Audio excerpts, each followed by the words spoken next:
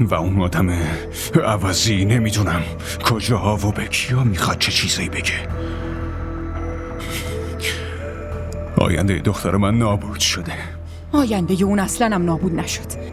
من الان همین لحظه نامزدی حمزه و سمین رو اعلام میکنم.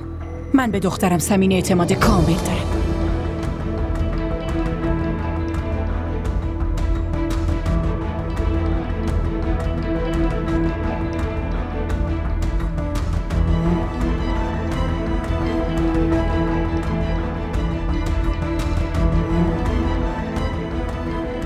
دیر وقت شده مامان بزرگ، بیایید بریم. زخم بی‌آبرویی رو اگه با مرهم دلسوزی میخواستی درمان کنی، پس زخمی واقعی حاله من بود، نه؟